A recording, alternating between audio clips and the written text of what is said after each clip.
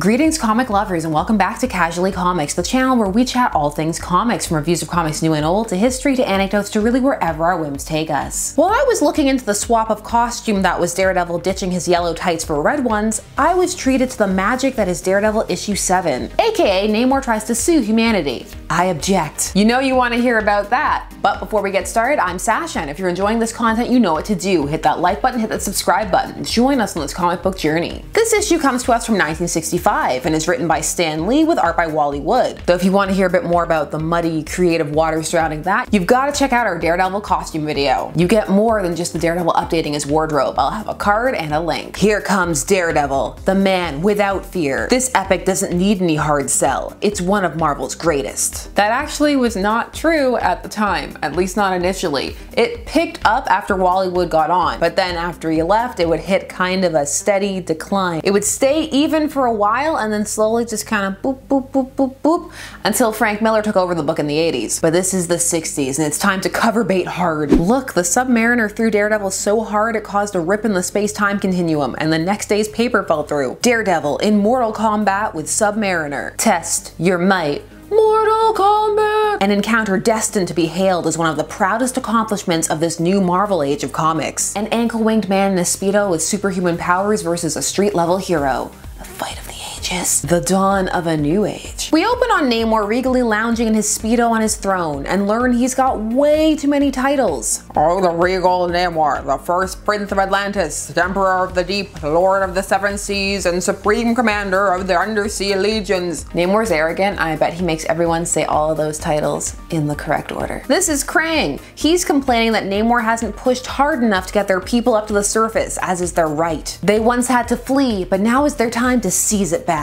According to Krang anyways. But in such a way that it's spun to make it look like Namor's not doing enough as a ruler. Come on, more invasions, please. But Namor doesn't want there to be bloodshed. But Krang has activated his duty protocol, and he feels that as a royal he must go and take back what is rightfully theirs. He says that he'll go to the surface alone and get that sorted. And Krang's all like, no, my liege, let me help. But inside he's like, success, for I am evil and I'll seize power while he's gone. Krang thinks I'm unaware of his ruthless ambition, his unquenchable desire for my crown and for the hand of Lady Dorma. Oh, I see. Krang wants all the things, but when I hear Krang, all I can think about is Teenage Mutant Ninja Turtles. Heroes with ankle wings, tiny wings. Namor says that he puts up with all of this because Krang is a capable warlord. I mean, if he wants to just let coups happen, that's his business. I am not Emperor of the Deep. Namor on the surface is a joy to behold. Earth Prince Namor, the Submariner! It could be the start of another undersea invasion! You know you are truly powerful and imposing when you can walk around dressed like that, and people are still terrified. They all just cower and get out of his way as he decides that he's gonna lay claim to the surface world legally, and to do that, he needs to get a lawyer. But first, he needs to figure out how to get through a revolving door. What manner of door is this? I cannot fathom its purpose. The Emperor of the Deep has no time for your revolving sorcery. He just busts in with promises to reimburse later, and picks the first lawyers he sees, which are Nelson and Murdoch. But before he can get to them, he has to contend with waiting for an elevator. The Lord of Atlantis waits for nothing when Namor is ruler of the surface world. Yes, he talks about himself in third person. There shall be an end to such primitive, unsatisfactory devices. How long was he waiting? Like 30 seconds. That's a level of impatience I like in my emperors. I wish to engage a lawyer. Have I come to the correct place? It was kind of a running gag for a bit that clients would keep destroying the door at Nelson and Murdoch. So way to keep up that tradition, Namor. A closed door, Namor cannot fathom. But why does he want a lawyer? Oh, get excited. I wish to sue the entire human race for depriving us of our birthright. I'm afraid that would be impossible. There's no legal precedent for it. Also, there is no one nation which represents the human race. You weary me with details. A prince does not concern himself with petty problems. Matt tells him that he will make a laughingstock of himself if he tries to bring this case to court. I appreciate how unfazed he is by the content of this case when he's talking to Namor, who at this point in Marvel history had already tried to conquer the surface world. Namor decides fine, if he can't bring a case himself, then he will force them to bring a case against him. Also, he destroys their desk. Poor innocent desks, always the first to go. We should have a Save the Desk Fund. Save them from superhero violence and superhero related violence. But that innocent desk was just the start of Namor's rampage. He's gonna cause copious amounts of property damage. That'll get him sued. Although his first appearance in our city was peaceful, Prince Namor seems to have gone berserk. This is Understatement News signing off. This somehow looks like a job for Daredevil. I guess all the other heroes had more important things to deal with than Namor's temper tantrum. And you know, if the Fantastic Four showed up, he would just flirt with Sue. Not that she minds that too much. And here it is, the panel with the first appearance of Daredevil's new costume. Just a brief blip in the hilarity that is Namor trying to get the people of Earth to sue him. This comic has a great moment where Daredevil hitches a ride and they're like, oh careful, don't throw him off. Let's see how we can help him. Such courtesy for the Daredevil. Imagine if this was Spider-Man. Quick, do a loop-de-loop. Despite knowing he's out of his league, Daredevil engages the Submariner and ends up in the water, and that's Namor's domain. But Namor is impressed with the Daredevil's courage and so doesn't let him drown. Also, the US Air Force and Navy held off attacking for Daredevil. That's very kind of them. They hold him in very high esteem. I like the Daredevil too, but not enough to potentially hold off stopping an Atlantean rampage. Again, that's just me though. Namor surrenders and gets what he wanted. Sued. And who does he go to hire to represent him? Nelson and Murdoch. And I hope he gave them an advance so that they could fix their door. Your Honor, before this trial begins, my client wishes to file a countercharge against the entire human race. Now this is the Harvey Birdman level lawsuit that I demand out of my Marvel adaptations. Where is Namor versus the World? 1 million views. The judge of course shoots this down, but does say that he will entertain it after they're done with this proceeding. Really? Why? Your Honor, I request that you order the defendant to remain silent or else have him gagged while I speak. Matt objects, not to the gagging, but to the opposing lawyer's tone. Namor is a monarch after all. You can gag the regular clients, but not the Prince of the Sea. Liege of the Seven. Oh man, Namor's gonna behead me. The trial comes to an abrupt end when Lady Dorma appears to tell Namor, hey, guess what? You know how Krang wanted to steal your throne? Well, he staged a coup right now. This is why he wanted me gone. Yeah, you knew that. You said as much when you were leaving. You said that you were aware of his ambitions, so surprised why? Is that surprise? If not, what emotion is it? Who are you telling this to? I'm overthinking this, let's move on. Namor tries to get out of the trial and attacks those restraining him. I'm only telling you this because one extra flying away has my favorite line. He looks like a normal husky man, but his strength is unimaginable. Just, you know, flying towards certain injury, but you have to take the time to make sure everyone knows that he's not just husky.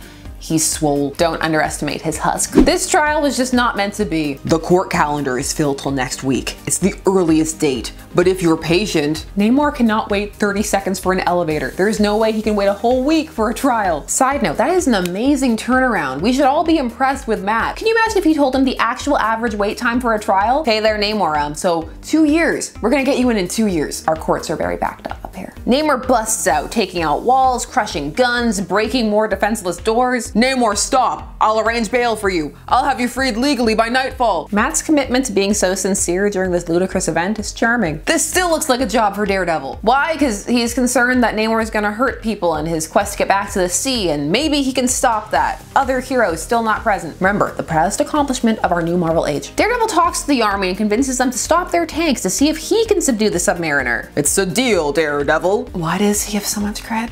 Why? Daredevil engages Namor again, trying to use his wits since he knows he's outclassed in a one-on-one pure fisticuff style fight. So he's using gas bombs, grabbing onto Namor's little ankle wings, grabbing onto my ankles. I don't know why, just, you know, imagine there's wings on them. But we can't show ankles, that's scandalous. I don't want to be demonetized or anything. Ah, now I can soar again, but you? Don't worry about me, Namor. I'm a big boy now. Yeah, the Daredevil used to have awkward quips all day long. I don't know, I think I would permanently have embarrassment flashbacks if I ever said, I'm a big boy now in a fight. Don't worry about me. I'm a big girl. Daredevil tries to take Namor out with a wrecking ball and other construction equipment, but Namor is just too powerful, and Matt gets knocked out when he tries to electrocute him. I have fought the Fantastic Four, the Avengers, and other superpowered humans, but none has been more courageous than he, the most vulnerable of all. And out of respect for his courage, I shall not injure any humans. I shall fly above the waiting armed forces and return to the sea, where I am supreme. And so we end on Matt, Foggy, and Karen joking about how they lost a client, plus Karen bemoaning the fact that she wishes that Matt could see. The end. The Submariner is purely in this issue to build cred for Matt, the Daredevil that is. It probably helped though that Namor was created by Daredevil co-founder Bill Everett. As much hilarity as this issue provides, it does some very solid things as well. It introduces Matt's new costume and some new weaponry for him to use. And it places Daredevil against the Submariner in order to distinguish him from other heroes. What does he have that makes him special when the other heroes have powers? Well, he has integrity, dedication, honor, and the Man Without Fear moniker is manifesting his selflessness.